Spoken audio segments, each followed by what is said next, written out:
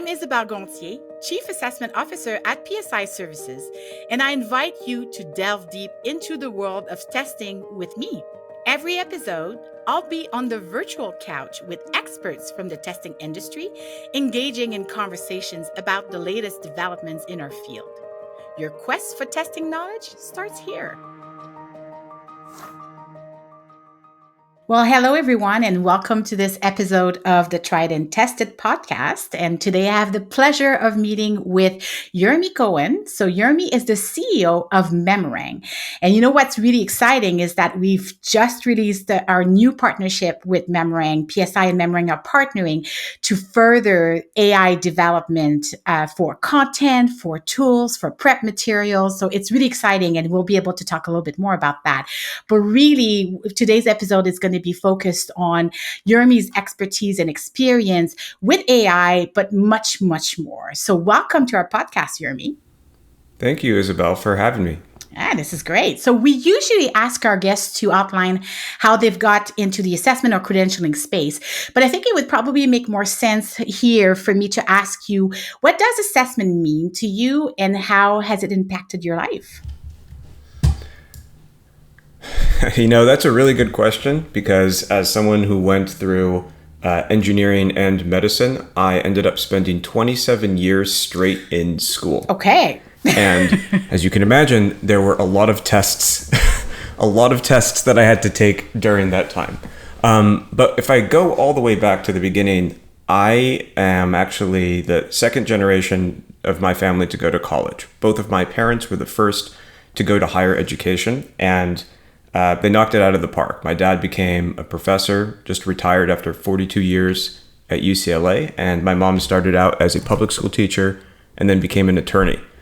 And from a very early age, I was being tested because education and economic empowerment.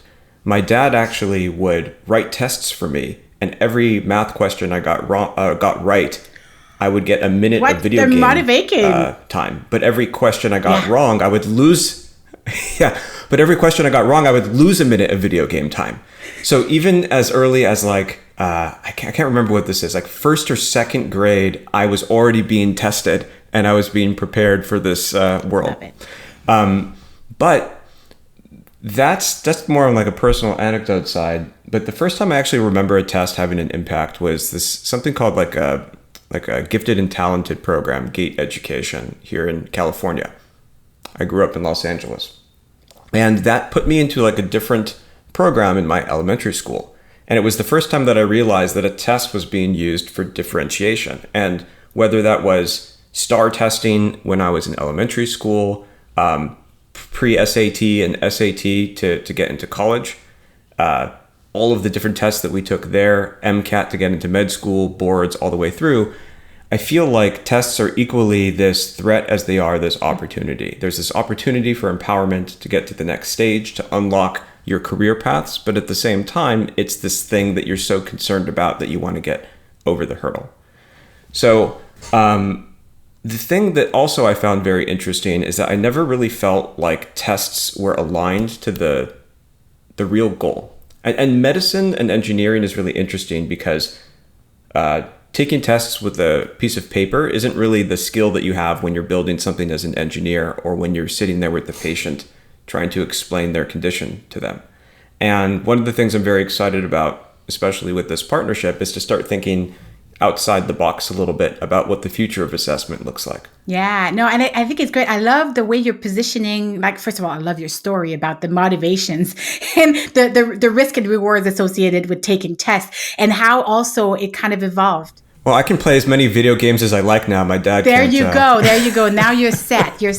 But I think that kind of like the balancing act of the risk and rewards and the positive aspects of assessment, but also the stress related to that. I think that's a good way of thinking about what assessments mean and the impact they have on our lives, and that positioning around how this can help in furthering how we determine the purpose of a test and how we define and design it, to your point earlier, because sometimes the alignment is there, but sometimes it's not necessarily as much there depending on how it's been designed. So that's an interesting element for sure.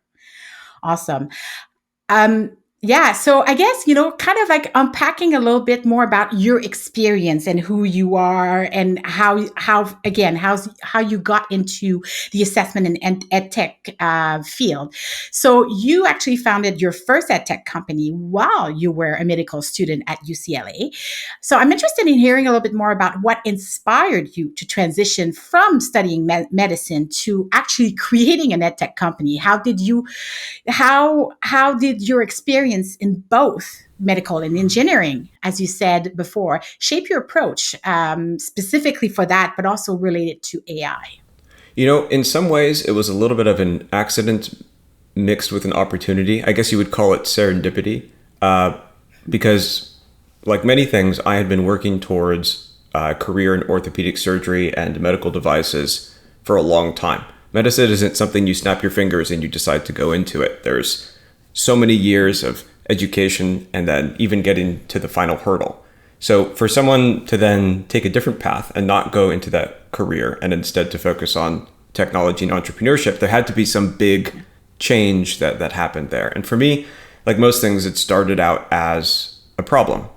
When I entered medical school, I found that it was very difficult because of the high volume. It was like drinking water from a fire hose. That's very different than how things were at MIT. Not that MIT was easy when I was there, but everything was open note. So even our biochemistry was open note. They would say, instead of saying, what does this amino acid do? It would say, you've discovered a novel alien organism. Here's a scientific paper. Justify your response. And so it was very much focused on thinking and problem solving. Medicine was not that way, at least in the preclinical curriculum. And so after struggling a little bit for the first year, I decided that I would start learning how to code so I could build study tools to help me as a student. And I ended up helping being a founding member of the anatomy tutoring program at UCLA. I had been a tutor for many, many years, everything from middle school math through medical school boards. And in the process of trying to build a better study tool for myself and then using it in the tutoring program, people started sharing it online. And so when they shared this study tool online, it got a lot of traction. I put a paywall around it, and then I paid off med school. And I said, whoa, this is very different. And so the direction that I went, and my thesis at the time was that when people think about building educational tools, they're overly focused on K through 12. They're trying to increase engagement. But when you're in medical school or any other type of professional or vocational program, it's not so easy, and there aren't really tools available for you. And so I guess my original goal was to build study apps that would help people learn whatever it is that they were trying to learn.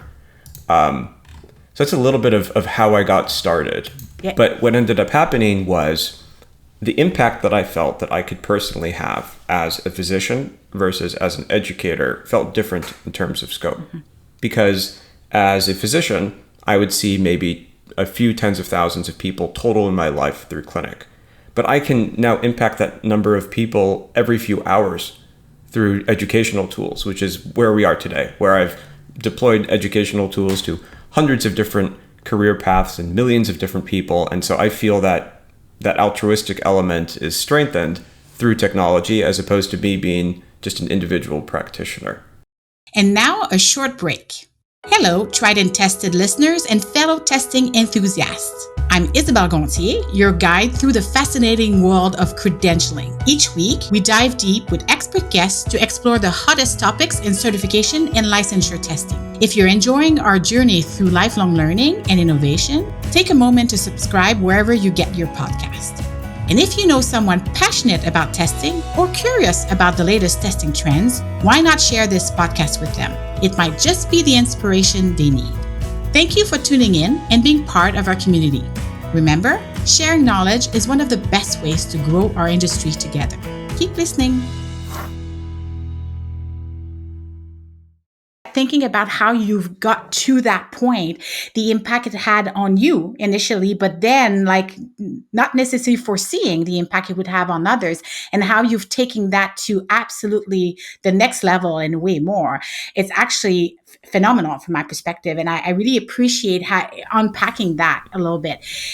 if we kind of look at this even like further, then, I know there's been, again, I would be interested in unpacking a little bit more about how have you leveraged artificial intelligence to help you in building those tools? Yeah, so the biggest thing to think about in terms of AI is that the promise of AI isn't just what you can see that a chatbot can do in something like ChatGPT. It's about thinking about where AI can fill in the gaps in things that aren't always necessarily so clear, and that nuance being used to solve smaller problems along the way. And when you add up solving these smaller problems along the way, you end up doing amazing things. This is why, I mean, if you look at even like what they're saying in the venture capital community, they're saying the future of AI is vertically integrated AI within industries, not just a generic AI tool that's used for a specific job. And in order to understand sort of how I think about AI, I want to step back a little bit and talk about what I learned in my previous company. So as I referenced a little bit, I taught myself how to code, I built study tools, and I had created this company from scratch. But what I didn't say is I had to author all of the medical board materials myself. I sat down and as an SME wrote that for 16 weeks straight. That I had to train something like 80 other SMEs across different subjects for everything from nursing to physician assistants to even CFA and CPA exams. Had to figure out the marketing, building different types of mobile and web applications. And in doing so, I realized, wow, there are so many things to launch an educational program or an app. The standard operating procedures that we had for our SMEs to write flashcards were 4 pages long. Just the instructions for how to write a good flashcard. Heavy lift. Yeah. Yeah. So you can imagine, okay, well, now I want to do this, but for every single subject, you say, oh my goodness, there's thousands of different steps involved. Now, my approach was, when I started my current company, Memorang, we were working with publishers and saw that there was a lot of gaps in terms of the speed in which you can get products to market, and most of that was on the content limitation side. So in late 2021, GPT-2 was released by OpenAI. I think a lot of folks weren't even thinking about it. And already we were saying, wow, this is so much better as a large language model for natural language processing to help tag multiple choice questions according to a curriculum. So then GPT-3 came out in, I want to say March of 2022, and light bulbs went off. And we said, this is the fire that's going to ignite the education industry. Oh, yes. And we actually started building content with GPT-3 in April of 2022 and launching it in the App Store, which would have made us the first education company to actually monetize large language models in the world. And so as we look at advancements in AI, whether it's the real-time voice API and caching that OpenAI released just a few days ago, or it was the original release of ChatGPT in November of 2022, it's important to have a holistic understanding where all the bodies are buried in education, or especially where all the bodies are buried, where are all the different friction points? What are the things that we accept that this is just a hard problem that exists and that's just the way it is? And then taking a different mindset and saying, how does this new technological advancement allow us to take what was an impossible problem or an air-gapped problem where you have to pass it from one person to another, and now it's a streamlined process. Yeah. So things like generating content is something that people think about. What about eliminating bias? Yeah. Or being able to introduce different types of learning modes or soft skills assessment, and things that felt impossible are now just a click away. Yeah. And it's the opportunities here that are presented to really enhance, boost the processes, make things better, leveraging, yes, the humans to kind of being able to support the process, but the heavy lifting here that you were referencing before, it kind of shifted the whole paradigm in so many ways. So that's exciting. So I guess, building from that, how do you see AI being utilized to assess competencies more effectively? So there's a lot of advantages that it brings to how we assess, compared to maybe more traditional methods? So there's so many different problems that we can solve.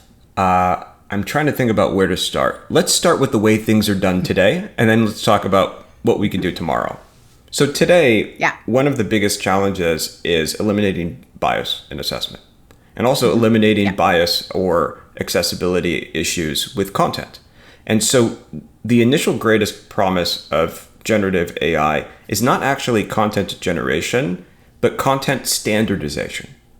And so the way that we think about this is to say, don't think about generating multiple choice questions in a chatbot, but rather are there infrastructures and evaluations and fact checking that we can bring in to make sure that every assessment item has that validity according to what it's supposed to teach, whether it's aligned to the blueprint and guidelines of a particular curriculum or syllabus. And that's the initial thing that you can do. We can make the way that things work today better. Once you have the ability and to eliminate bias and create standardization of how learning items are put out there, then you can worry about generating them. So if you have this in place, you can generate effectively infinite amounts of course material. And if I think back, at MIT, the classes that were the easiest for me had nothing to do with the complexity of the material. It was just how much practice I got. And so courses where they said, well, we only have like one sample test from 2 years ago, I would struggle with. But in electricity and magnetism, they said, here are 500 previous tests that we've given. I could just work through them, and then I knew what to expect. I could learn from that. And so I think a lot of educational and testing programs suffer because there's a dearth of good learning material available. And one of the initial promises of AI is that you can generate standards-aligned curricula for everything from the West Virginia elevator mechanic to neurosurgery, and then provide adequate world-class training materials and learning materials for any bespoke subject. That's part one. Part number two is saying, okay, well, what if we want to move beyond learning items like multiple choice or select all that apply or all the other ones that are there? And that's where soft skills assessment comes in. AI can assess things like your thought process, how you work through a problem, if you've demonstrated empathy, the tone of the voice that you have. In the example of medicine that I just gave, we were actually graded by actors that would come in called standardized patients, and they would have this score sheet and they would say, did you show empathy? Did you ask the right questions in this patient encounter? Did you use accessible language or jargon? When we've tested this out, it works. And so now you can take something that normally would be an inaccessible learning experience. So not everyone has actors like UCLA does because of Hollywood around here. You can have an AI chatbot that's able to act as a standardized patient and help you work on these soft skills assessment. Yeah, no, it creates additional options to really get to assess higher level skills that, when you think about a traditional multiple choice test that really highly reliable, valid, it has all of the required psychometric requirements that need to make it a solid assessment, but it's with the means that we had. AI and generative AI has now suddenly created this opportunity of additional interaction, different ways of thinking about how we can assess, and we're not limited to the humans and the processes around the humans. We can leverage that technology to kind of create that different type of assessment in a sense. So. Completely agreed. And the thing that's going to be challenging is getting other people to buy into this. But I say this all the time because I'm a scientist first and foremost, is rigor and speed are independent variables. So there's a way that you can demonstrate, and we can sort of demonstrate to the world these changing paradigms in assessment in a way that builds trust, even if we're doing it at a breakneck speed. It comes down to the data. So I think that it's going to be a little bit interesting to see how this changes. But I think that the thing that is really exciting for me about this is that it makes testing more fair. Mm-hmm. Before I talked about how testing was sort of both this economic opportunity to get to the next step, but then also this thing that you're fearing because it's a blocker and a hurdle that you have to overcome. the reason for that is because you felt that you don't know what's going to be on the test. Well, what if everything is on the test? Then you wouldn't be so worried. The only reason that people are worried about what's on the test is because they think that there's going to be one gotcha moment of the one thing that they didn't understand, and that the tester, because it's a summative assessment, is going to assume that that is representative of a larger gap in knowledge. But if you had enough authentic skills assessment, you wouldn't really be worried about that. In fact, when you went into the test, you already know how you're going to do. It's not like a performance. It's more just like a demonstration. And what I think is really exciting about AI is that the types of tests can be more fine-tuned to the specific demands of that particular career path or that particular skill path, and moving away from multiple choice. Adapted to the learner. Yeah. Yeah. Absolutely. And I think that concept of adaptive is really important. And I think what I really like also about what you're saying is that there's the assessment in itself, the one point in time. I refer that to the one point in time assessment, but there's just so much more around it. And the training, the learning, preparing, understanding, the learning process around it, and everything, all the material that is available to help you gain the learning and the knowledge required. Be ready, be prepared for that really important one point in time assessment, because right now that's what it is. We will see that evolve, but that is what's really key in terms of the opportunities that it brings, because you can have way more to support that assessment process. I think that one thing, I think about this so much because I started out on the learning side, and almost everything there is formative assessment. After every question that you answer, you get feedback on it. And so your learning process is this nimble pathway that you're taking. Whereas with the summative assessment, you're sitting down there and you're doing, like I said, this performance rather than a demonstration.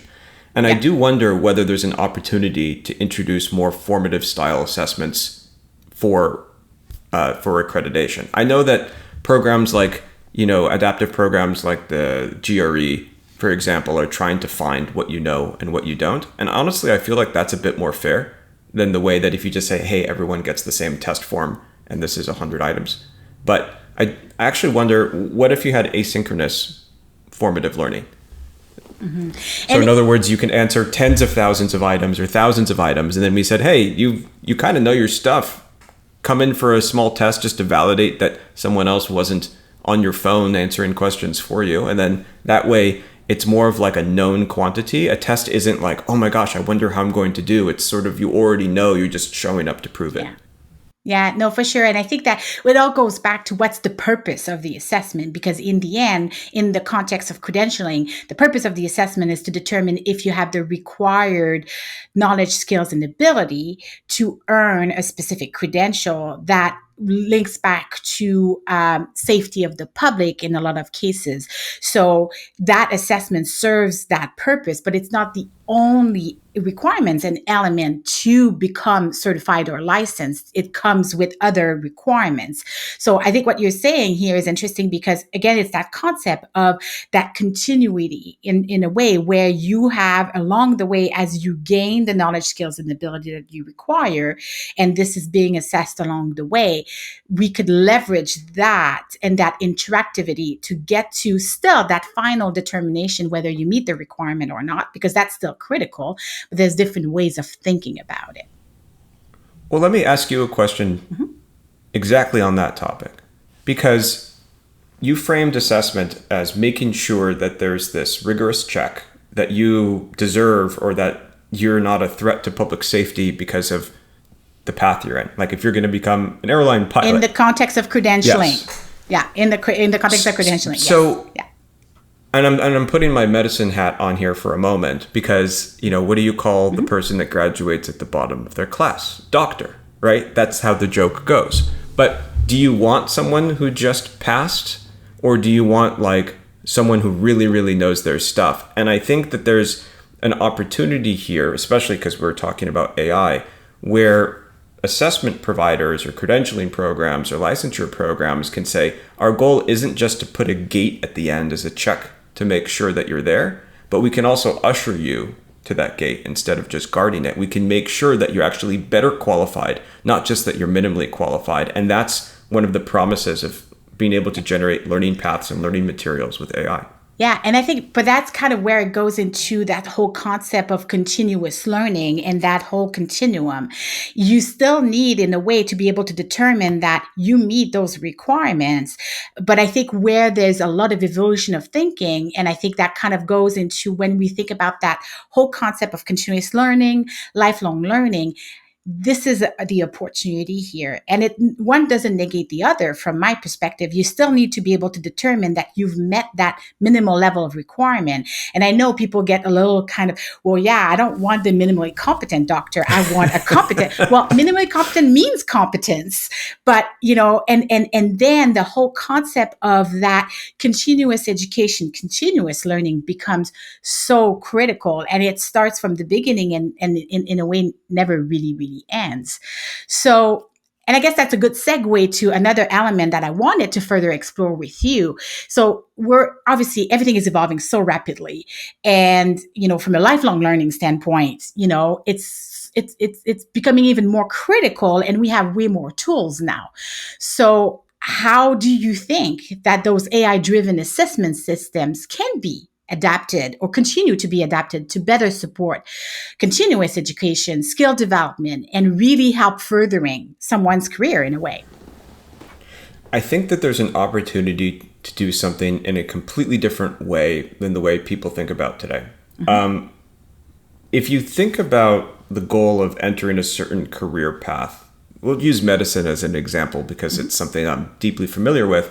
There are so many little stepping stones on the way to get there, from your dad writing math questions so you can earn minutes on playing Sega Game Gear, like I was as a kid, all the way through the different tests and different programs you have to complete with K through 12 and college and med school and beyond. However, there is no permanent record of what you know and what you don't along the way. Mm-hmm. At every program, you're starting from scratch. And one of the things that makes personalized learning possible is data. But there's no data sharing between all these hundreds of different steps that you're taking through. True. And I think one of the things that you could potentially do here, I don't just think, I know that you could do this because we're actively working on this kind of stuff together, is to say that we can create a learner profile for you. And that learner profile isn't just whether you're going to pass this particular assessment, but what other assessments might you pass, or what other career paths can you go into, and where are the gaps in knowledge? Like, let's take an example from cosmetology. There's a lot of different cosmetology certifications. There's cosmetology theory, there's hairstylist, there's barber. But there's a lot of overlap between this. For example, they all have to learn about safety and infection control, or dealing with clients, or other things like that. So if you start thinking about knowledge graphs and a learner profile around this, we say, okay, well, you already know safety and infection control and how to do this. You are 40% qualified for this other certification. Mm-hmm. Now you can upgrade from hairstylist to cosmetologist, and the salon that you're working on can bring in more clients, or you yourself are going to get a higher pay scale. And this is the part that's really exciting. It's rapid skilling and upskilling by looking at the overlap of that learner profile. Now let's imagine that you go backwards a little bit. That learner profile can start long before you take your test. It could start when you're in a schooling program. And I'm going to get a little bit philosophical here. I keep using this phrase like threat and opportunity because it's this SWOT analysis always. AI is an exponential threat simultaneously with an existential threat simultaneously with an exponential opportunity. And one of the existential threats is that the skills of today aren't necessarily the required skills of the workforce of tomorrow. When you have something like OpenAI's O1 model that performs or outperforms molecular biology PhDs, why do you spend 27 years in school like me just to regurgitate a fact? You wouldn't. And so AI needs to be used to train you on skills that are uniquely human, whether those are it's empathy or practical and physical skills, or it's thinking through problems in specific ways. we need to start thinking about this, because it doesn't matter what the credentialing or licensure programs are if the workforce no longer requires those specific skills. And so I think that you need to be ahead of that. Yeah. And so even if, you said, for example, a career path might be fundamentally replaced or enhanced by AI systems where you don't need as many people in that because AI makes those folks so much more efficient. Like maybe for chartered accountants, you realize that AI systems are really good at financial analysis, so you don't actually need as many people. If that happens, the workforce is going to need to shift into other newly evolving career paths. Data annotation might become one. Who even knows what that's going to be? And so to answer your question about where this is going to go, I say that today we can make the current systems very, very efficient. We can help people enter into all of these different vocational fields, professional fields, but at the same time, in the back of our mind, we need to keep our finger on the pulse for where the workforce is going, and then be able to adapt and create new types of credentialing programs or adjust the way that we assess those skills. Yeah, that adaptability is so critical. And it is a challenge. It is a challenge because things have been a certain way for so long, because of all the parameters around the rigor and the requirements around those programs. And it's still important, but we need to sort of like push against those limits to leverage the opportunities that the new tools are presenting, so we're not getting stuck in the ways we've always been doing things. And it is a challenge from an industry standpoint, and I think everybody realizes that. So I guess, again, this is a good segue to when we think about how AI will continue to shape the future. When we think about, again, back to that concept of assessment, credentialing, how do you think it's gonna look? What do you think it's gonna look like for the future in terms of shaping how we're gonna go about this? Because understanding the what we've just discussed is the fact that it's sometimes slow moving. On one hand, the technology AI is fast moving. It's kind of like forcing everyone to get on the bandwagon, understand. But the industry is probably not as fast moving. So what do you think is going to happen for the future? I think that we have to think about what is driving this industry. And right now, when people think about the education industry, there's a lot more push than there is pull. You're in elementary school, study good so you can go to a good private middle school, or you're in high school, you need to be able to prepare for the SAT so you can get to, the next level. But when you're in high school, you're not thinking, I want to be a real estate agent or I want to be a doctor. Like it's too early there. And because of that, we have this education industry that's more bottom up. We're sort of doing general skills, and then eventually you have to decide where you're going to go. But it takes too long. K through 12, college, or other types of professional and vocational programs. What I think is going to happen is that the entire industry driver is going to invert. It's going to be pull. This is a career path I want to enter.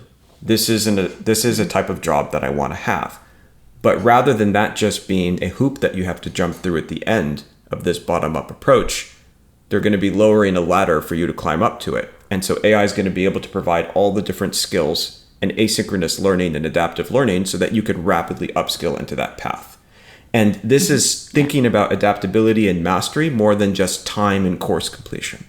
So first of all, just getting to the point where you are qualified for a job is going to be much faster, because we're going to do away with the concept of time equaling some sort of proxy for mastery. We're just going to say it's mastery. Yeah, agreed. If you know your stuff, you can be a qualified teacher in 2 weeks, right? If you don't, it might take you 2 years, and it's going to be different for each person.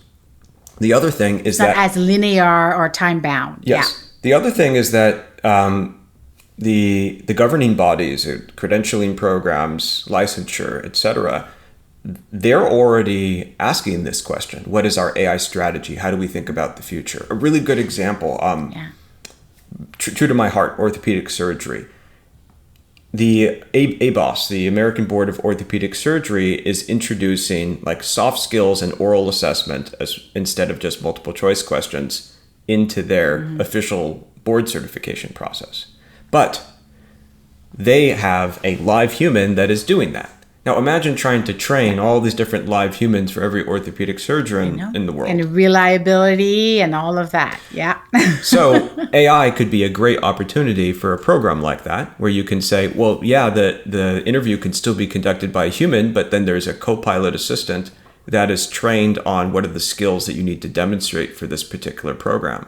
And I think that what's really exciting here is that AI is causing this sort of fervor that I've never seen before, more so than the internet, more so than digital transformation, more so than we need a website sort of thing. And I think there's this demand for this, but they don't know where to start. And that's because there isn't an infrastructure layer set up for it.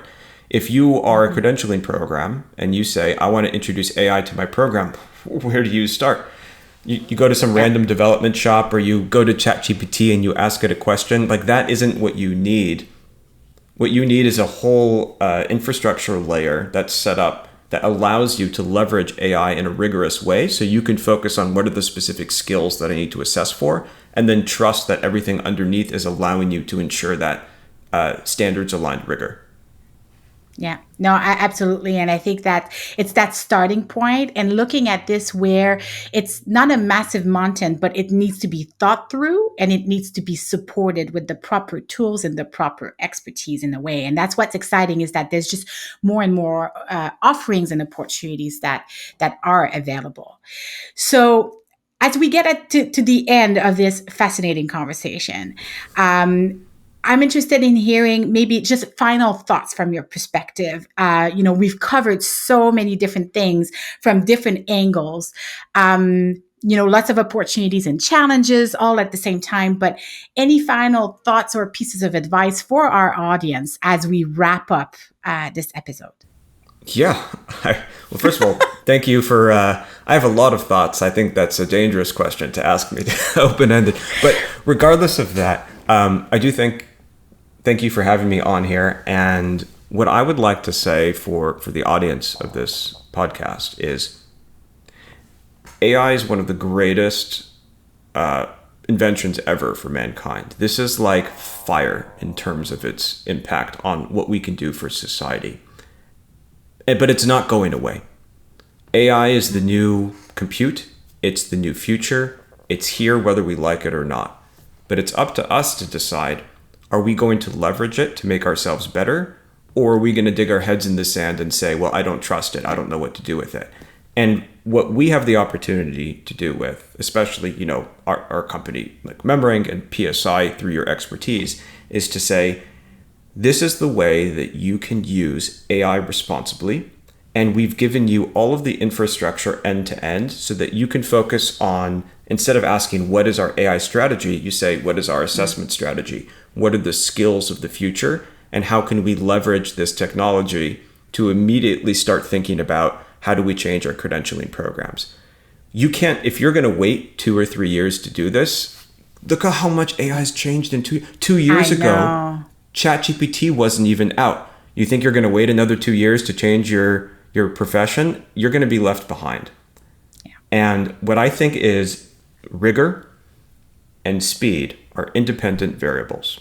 And I think that if we use rigor and you adopt an AI-first strategy for your organization, you're going to reduce bias. You're going to increase the quality of the candidates that come through.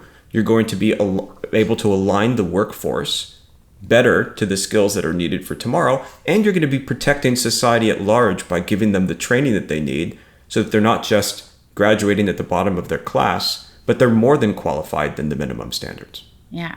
So I think that would be what my takeaway would be. Those are great. This is kind of such a win-win. And I love the way you sort of like summarize and wrap this up. This is perfect, Yermie.